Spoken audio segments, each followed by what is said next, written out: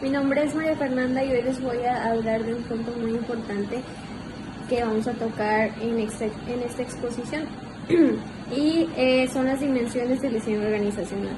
Como hemos visto a lo largo de esta materia, el diseño organizacional es la estructura importante de una organización, pues de ella dependen las áreas con las que se va a trabajar y asimismo las actividades que se realizarán dentro de cada una de ellas.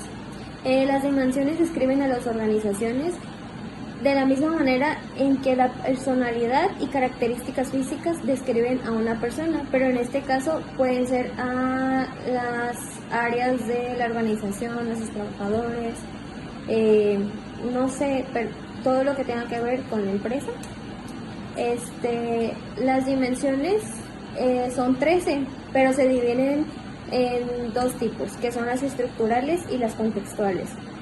Las dimensiones estructurales describen las características internas de una organización y en ellas se establecen las bases para medir y comparar a las organizaciones.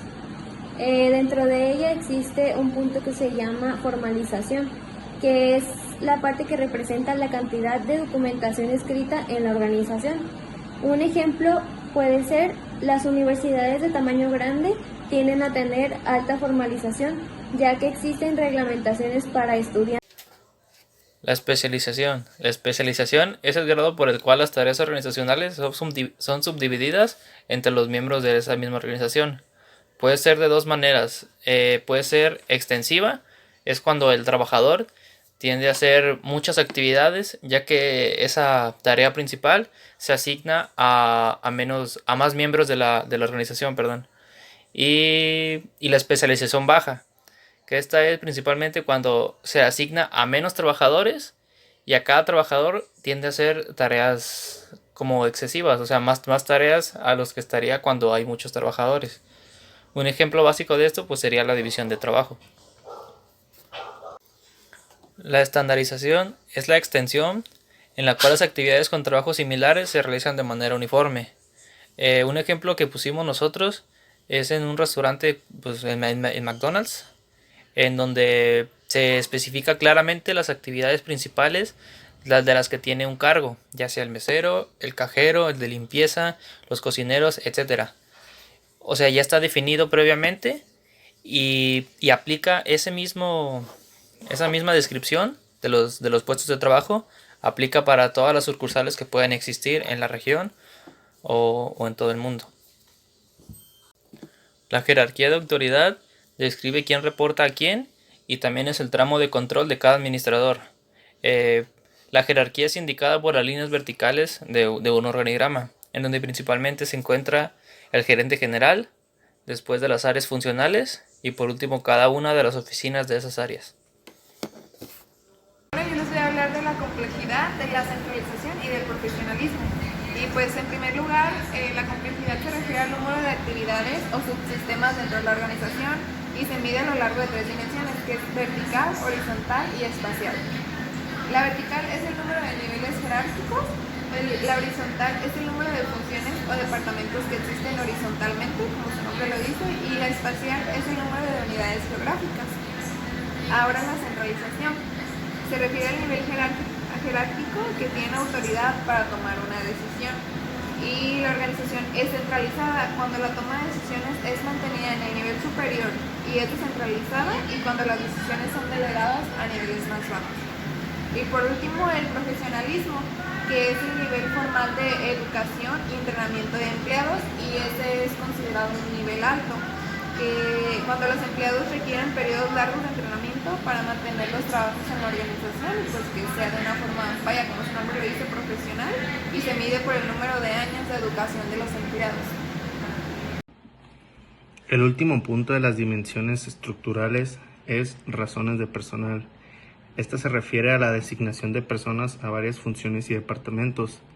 Las razones de personal incluyen razones administrativas, de personal directo, del personal profesional y de empleados directos e indirectos.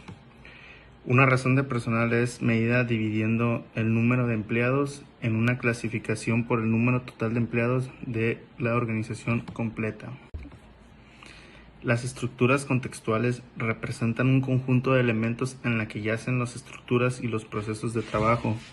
Estas dimensiones del diseño organizacional interactúan entre sí y pueden ser ajustadas para lograr los objetivos trazados por la organización. Esta dimensión contextual se divide en 5 puntos. El primero es el tamaño. El tamaño nos dice que es la magnitud de la organización representada por el número de empleados total. También se puede representar por las ventas totales o activos totales con los que cuenta la organización. Reflejan la magnitud, pero no indican el tamaño real de la parte humana del sistema, ya que todas las organizaciones, como sabemos, son sistemas sociales. La tecnología organizacional es la naturaleza del subsistema de producción e incluye las acciones y técnicas usadas para cambiar las entradas de la organización en salidas. Por ejemplo, las líneas de ensamblaje en el área de producción de una empresa, el salón de clases de una universidad, que obviamente solo es una puerta de entrada y salida, y una refinería de petróleo. Por último, el ambiente externo incluye los elementos fuera de los límites de la organización. Esta tiene elementos claves tales como la industria, el gobierno, los clientes, los proveedores y la comunidad financiera. Además de estos elementos claves, también dicen que una organización es la que afecta a menudo a otras organizaciones indirectamente. Bueno, yo les voy a hablar de las últimas dimensiones contextuales, las cuales quedan 2, pero no por esto dejan de ser más importantes. La primera es la estrategia y objetivos de la organización, que estas define el propósito y técnicas competitivas de la organización que la diferencian conforme a sus competidores o a las empresas similares a ella.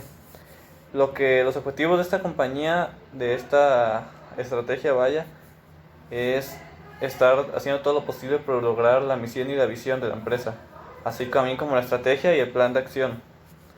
La siguiente es la cultura de la organización, el cual es el fundamento de un conjunto de valores claves, creencias, entendimientos y normas que se comparten los empleados junto con la empresa, ya que se trata de formar así esta cultura, estos valores, que los empleados se sientan identificados con ella. La cultura de la organización no está escrita, pero puede ser observada mediante las historias, las ceremonias o el actuar de los empleados y convivir diariamente hasta con los mismos clientes. Por lo tanto, como conclusión, yo diría que las organizaciones deben de estar siempre a la vanguardia en cuanto a la competencia, porque no te tienes que descuidar de la competencia, ya que en cualquier momento te pueden rebasar. Siempre tienes que estar atento a lo que hace la empresa similar o a lo que hace la otra empresa para estar prevenidos y anticiparse a veces a situaciones que puedan perjudicar a nuestra empresa o que la competencia nos gane en algún punto. Por lo tanto, siempre hay que tomar las decisiones correctas, claramente después de un análisis preciso que nos haga que la estructura organizacional, si se necesita ser rediseñada, la rediseñemos, y si no, simplemente que sea mejorada o actualizada, ya que no siempre podemos estar con el mismo formato, ya que, como lo dije, si la competencia cambia algunas cosas y nos está ganando, tenemos que ponernos a la par o hacer lo posible para ser mejores que ellos. Por lo tanto, es importante a veces hacer ese análisis y ver si se necesita hacer un rediseño en la estructura organizacional o si solamente se necesita actualizar para tener una mejor eficacia y eficiencia dentro de la organización.